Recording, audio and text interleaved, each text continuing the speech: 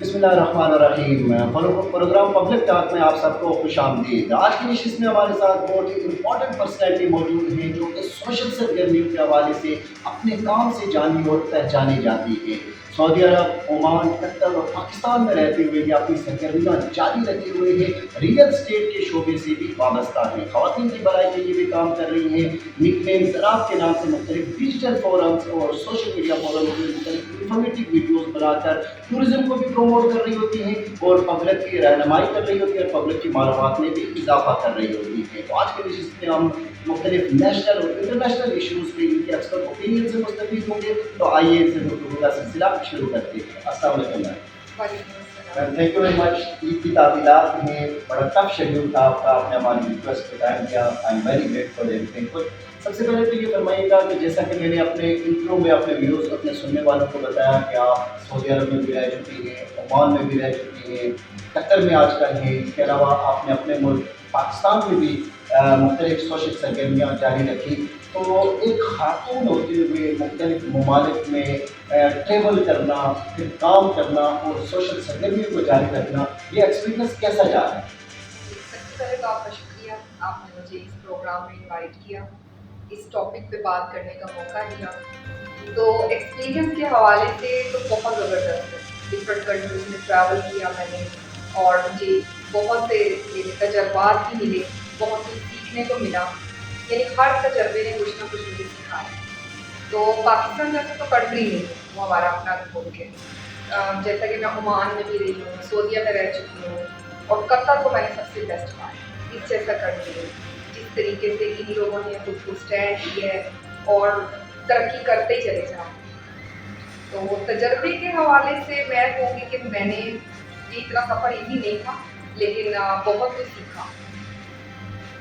سفر ان کا ایزی نہیں تھا کہہ رہی ہیں، بہت کچھ سیکھا انہوں نے، لیکن قطر کے حوالے سے یہ کہہ رہی ہے جہاں پہ آج کل یہ موجود ہے، کہہ رہے ہیں کہ تمام ممالک سے جن ممالک میں آج تک یہ ٹریول کر چکی ہے، کہہ رہی ہے کہ قطر کو انہوں نے سب سے بیسٹ انوائرمنٹ کے طور پر پایا ہے۔ لیکن جیسا کہ میں نے آپ نے ضرور بتایا کہ آپ نے ریئل اسٹیٹ کے شعبے میں بھی کافی ایکسپیرینس رکھتی ہیں آپ، اور مختلف جگہوں پہ آپ نے کام بھی کیا کہ ریئل اسٹیٹ کا جو شعبہ ہے یہ مختلف کسی بھی ملک کی ترقی میں اور بالخصوص اکانومی کو اسٹیبل کرنے کے لیے ریئل اسٹیٹ کتنا امپورٹنٹ ہے، اس حوالے سے ہمارے سننے والوں کو تھوڑا رہنمائی کریں۔ کویشچن تو آپ بہت اچھا کر رہے ہیں، زبردست کویشچن ہے۔ تو میں تو یہی سمجھتی ہوں کہ اس ٹاپک پر آج کل کے وقت میں پبلک کو رہنمائی دینا بہت ضروری ہے، کیونکہ ریئل اسٹیٹ ایک ایسا شعبہ ہے کہ یہ یعنی کہ یوں سمجھیں کہ یہ بیک بون ہے کسی بھی ملک کی اکانومی کا، بیک بون ہے یعنی کہ ریڑھ کی ہڈی ہے، ٹھیک ہے۔ تو یہ ریئل اسٹیٹ ایسا شعبہ ہے کہ جو ملک کی نہ کسی بھی ملک کی اکانومی کو بڑھنے میں مدد دیتا ہے۔ تو میرے خیال سے جیسے کہ ترقی یافتہ ممالک دبئی کو دیکھ لیں، دبئی میں ریئل اسٹیٹ کا کام کر کے آج دبئی کتنا آتی ہے، تو اسی طرح یورپ کی مثال ہے آپ کے سامنے، اور اب سعودی عرب اور قطر میں بھی ریئل اسٹیٹ کا کام کیا جا رہا ہے۔ تو ریئل اسٹیٹ کے بغیر اکانومی کو اوپر لے جانا نہایت مشکل ہے۔ میں تو یہی کہوں گی کہ جو بھی ممالک چاہتا ہے کہ ہمارا ملک ترقی کرے، وہ ریئل اسٹیٹ کے شعبے کو پروموٹ کرے اور ٹیکسیز کو کم کرے، تو ایسا بھی پاسبل کو ملک ترقی کرے۔ میں بہت ہی امپورٹنٹ بات کی ہے کہ کسی بھی ملک کی ترقی کے لیے ریئل اسٹیٹ بیک بون کی حیثیت رکھتا ہے، اور میں ایگزامپل دے رہی ہے کہ دبئی میں، سنگاپور میں، یورپ میں اگر ان ممالک نے ترقی کی ہے تو ان کی ترقی کا راز ریئل اسٹیٹ میں ہے، اور میں نے ایک سولوشن بھی دیا ہے کہ اگر ریئل اسٹیٹ میں ترقی کرنی ہے تو کسی بھی ملک میں وہاں پر ٹیکسز کا بوجھ جو ہے وہ کم کیا جائے۔ مجھے امید ہے کہ ہمارے اس فورم سے میڈم کی طرف سے پیش کردہ یہ تجویز جو ہے وہ ارباب اختیار تک بھی پہنچے گی، وہ ضرور اس پر غور کریں گے۔ میم آپ ایک خاتون ہیں، اور ایک خاتون ہوتے ہوئے بعض اوقات زندگی میں کئی مسائل کا بھی سامنا کرنا پڑ جاتا ہے۔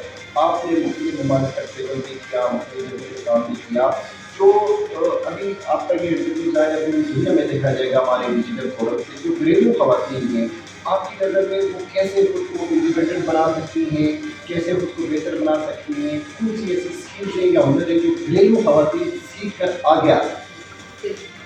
بالکل اچھا کویشچن ہے، بہت اچھا کویشچن ہے۔ میں تو چاہ رہی تھی کہ اس ٹاپک پر بھی آپ بات کر کے آپ نے میرے منہ سے بات چیت کی۔ تو بالکل جی، جیسے بڑھتی مہنگائی ہے تو ہر کسی کو دیکھ کے پریشان ہے، تو میرے لحاظ سے یہ سمجھیے کہ عورتوں کا انڈیپینڈنٹ ہونا آج کل انتخاب نہیں بلکہ ضرورت بن چکی ہے، ٹھیک ہے. اور کس شعبے میں؟ شعبہ عورتوں کے لیے کوئی خاص شعبہ نہیں، کسی بھی شعبے میں آپ دیکھیں. آئی ٹی، یہاں پر آپ کر کی مثال ہے، آئی ٹی ہے، بینکنگ ہے. فیمیل کا انڈیپینڈنٹ ہونا اس لیے بھی ضروری ہے کہ دیکھیے اگر مثال کے طور پہ جیسے اب پریشانی ہے وہ تو لائف کا حصہ ہے، اس کو تو ہم نہیں روک سکتے. اور زندگی موت کے اللہ کے اختیار میں ہے، تو کسی کے شوہر کی ڈیتھ ہو جاتی ہے یا علیحدگی ہو جاتی ہے، تو اس صورت میں اگر فیمیل انڈیپینڈنٹ ہے تو وہ اپنی فیملی کو اچھے طریقے سے لے کے چل سکتی ہے، کیونکہ اولاد کے لیے نا مدر رول ماڈل ہوتی ہے.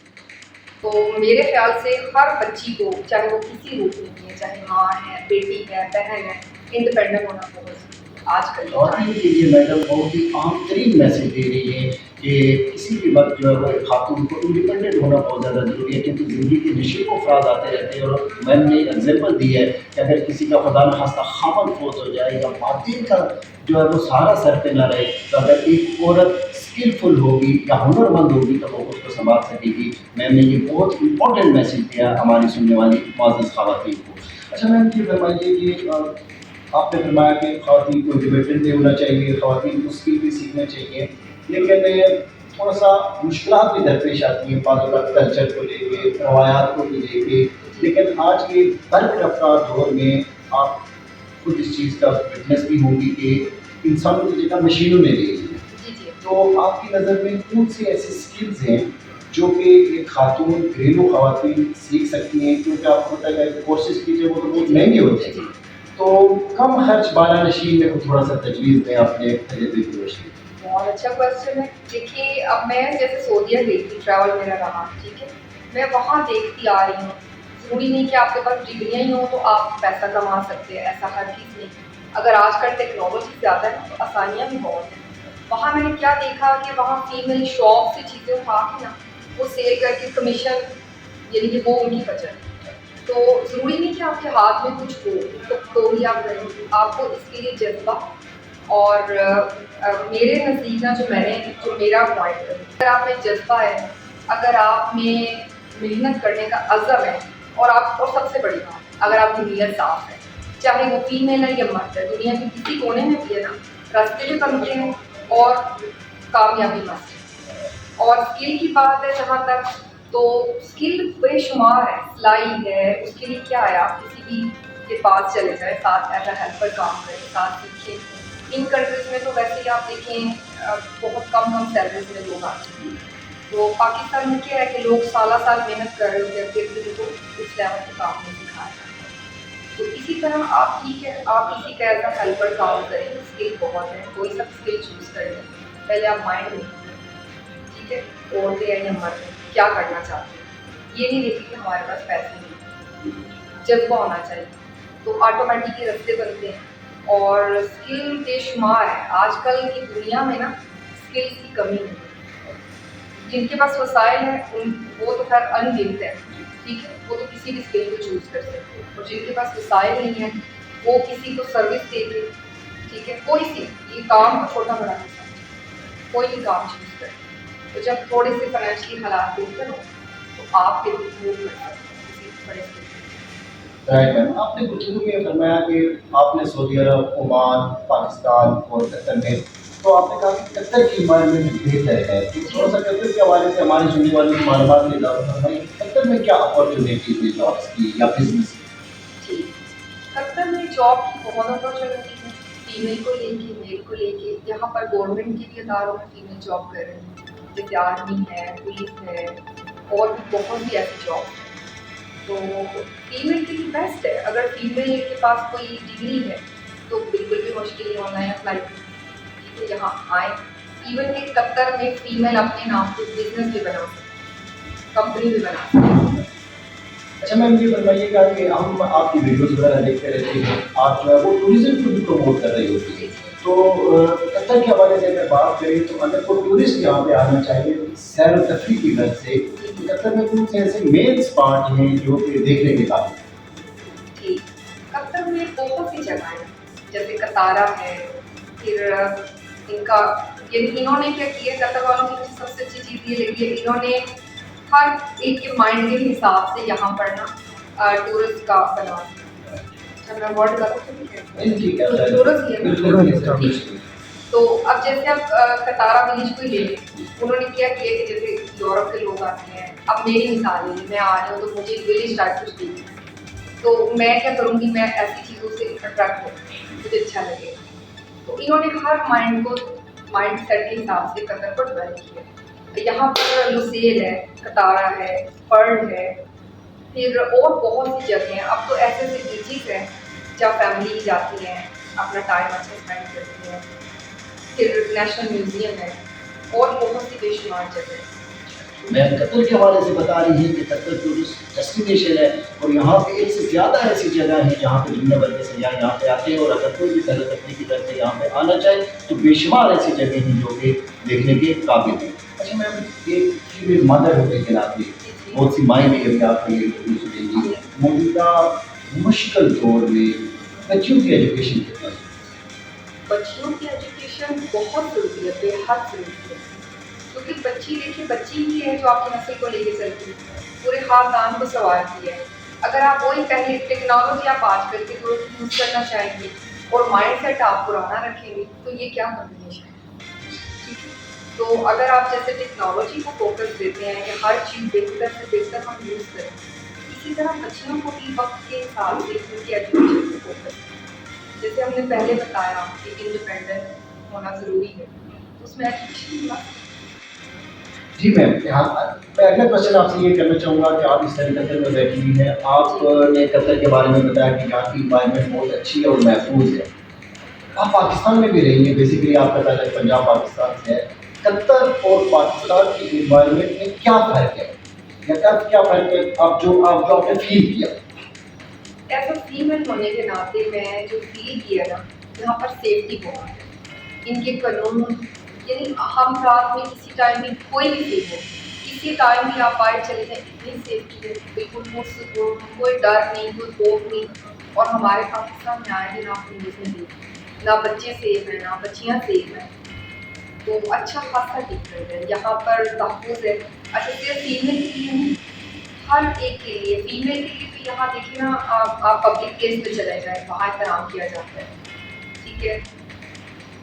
اور پاکستان میں آپ کیا سمجھتے ہیں خواتین کو کیا کیا سہولیات ہونی چاہیے, تھوڑا سا تجویز جو کہ ہمارے فورم سے پاکستانی گورنمنٹ تک بھی پہنچے اور ارباب اختیار کی نظر میں بھی جائے, کیا کیا خواتین کے لیے سہولیات ہونی چاہیے؟ خواتین کے لیے تو سب سے پہلے تعلیمی ادارے اچھے بنائیں اور ان کو زیادہ سے زیادہ ہر ایریا میں بنائیں. ٹھیک ہے, غریب لوگ بھی افورڈ کر پائیں, بلکہ فری کریں تعلیم. میرا یہ مشورہ ہے, بچے دونوں کے لیے تعلیم کو فری کر دیں. اور انوائرمنٹ کے حوالے سے سیف ماحول ہونا چاہیے, جیسا کہ آئے دن ہم لوگ جہاں بیٹھ کے دیکھتے ہیں تو بے حد تکلیف والی نیوز ہوتی ہے. تو بس یہی دعا ہوتی ہے, اور گورنمنٹ سے بھی یہی اپیل ہے ہماری. تو بچیوں کی ایجوکیشن حوالے سے میں یہی کہوں گی, پاکستان کے حوالے سے میں یہی کہوں گی کہ بچیوں کی ایجوکیشن کے انتظامات زیادہ کیے جائیں, ان کے مدرسہ, ان کے اسکول زیادہ سے زیادہ بنائے جائیں, اور تحفظ کا انتظام کریں. جیسا کہ ہم آئے دن نیوز میں دیکھتے ہیں تو بے حد تکلیف دار نیوز ہوتی ہے, بچیوں کو تحفظ دیا جائے. میم, آج کے پروگرام میں آخری کوشچن میرا آپ سے یہ ہے کہ آپ ایک خاتون کیسی تھے, جیسا کہ میں نے اپنے انٹرو میں بھی یہ کہا کہ آپ سعودی عرب میں بھی رہ چکی ہیں, عمان میں بھی رہ چکی ہیں, اکثر لوگ پاکستان میں بھی رہ چکی ہیں, مختلف جگہوں پہ آپ نے کام بھی کیا. تو کبھی زندگی میں ایسا موقع آیا ہو کہ آپ تھک گئی ہوں یا آپ بہت زیادہ اسٹریس کا شکار ہو گئی ہو کہ آپ نے کہا ہو کہ آپ یہاں سے بس اب بہت زیادہ مشکلات ہیں, تو ایسی سچویشن میں آپ خود کو موٹیویٹ کیسے کرتی ہیں؟ آپ کا جواب یقیناً ہمارے سننے والوں کے لیے بہت بڑی گائیڈ لائن صاحب. جی بالکل پازیٹیو ہے, اور یہ وہ آپ نے کوشچن کیے جو آج سے پہلے میں کسی کو کے بارے میں نہیں پتا, یعنی خود بھی میں ذکر نہیں کرتی کہ میں کس طرح سے موٹیویٹ کرتی ہوں. یہ ایک طرح سے راز کھل ہے آپ کے پروگرام میں. تو بالکل بہت دفعہ ہوتا ہے جب ایک دفعہ انسان کسی چیز کا ارادہ کر لیتا ہے تو ایسا نہیں ہو سکتا کہ راستے میں چیلنجز نہ آئیں. ٹھیک ہے, بہت سے چیلنج آتے ہیں, ان کی وجہ سے انسان مایوس ہو جاتا ہے. پھر جب قرآن پاک کی یہ آیت یاد آتی ہے کہ اللہ تعالیٰ کو مایوسی پسند نہیں ہے, مایوسی کفر ہے, تو پھر حوصلہ ملتا ہے, خود کو موٹیویٹ یعنی موٹیویشن زیادہ ملتی ہے. اسی طرح ایک قرآن پاک کی آیت ہے, میں آپ کو پڑھ کے سناتی ہوں.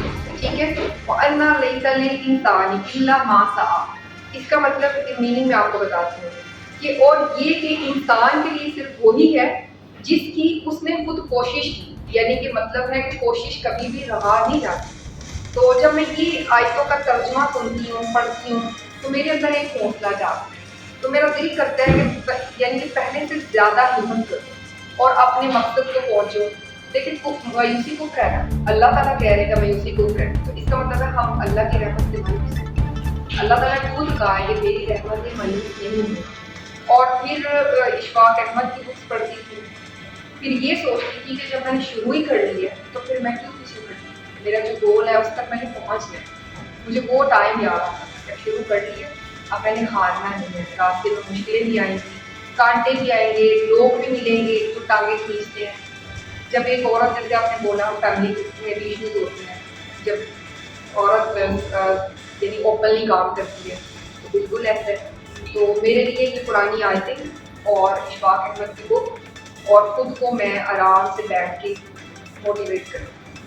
میم نے فرمایا کہ جب یہ بہت زیادہ مشکلات کا شکار ہو، جب انسان کی زندگی میں کوئی بھی پریشانی ہو تو قرآن پاک کی آیتوں سے جو ہے وہ یہ رہنمائی لیتی ہیں، اور قرآن پاک ہمیں یہی رہنمائی کرتا ہے کہ مایوسی کفر ہے، اور انسان کو اللہ پہ یقین رکھتے ہوئے سفر کو جاری رکھنا چاہیے، تو اللہ تعالیٰ ضرور مدد کرتے ہیں۔ ایک اور چیز میں بتانا چاہوں گی، اب جیسے ان مال العسر یسرا، ان مال العسر، اس کا کیا ترجمہ ہے کہ ہر مشکل کے بعد آسانی ہے۔ یہ کافی ہے ہم لوگ کے کہ مشکلیں انسان کی زندگی کا حصہ ہے۔ ایسا نہیں ہو سکتا کہ بنا مشکل آپ کسی گول تک پہنچیں، ان کو ایکسیپٹ کرنا پڑتا ہے اور اپنے مقصد پہ ڈٹے، ایسا ڈٹ جائیں کہ ہم نے اللہ سے ضد لگا کہ ہم نے یہ کرنا ہی کرنا، مدد مانگے اور کوشش کریں۔ اللہ تعالیٰ سے مدد مانگے اور اپنے سفر کو جاری رکھیں، یہ کامیابی کا راز ہے۔ آج کے نشست میں، آج کے پروگرام میں اتنا ہی۔ آپ سب کا بہت خوش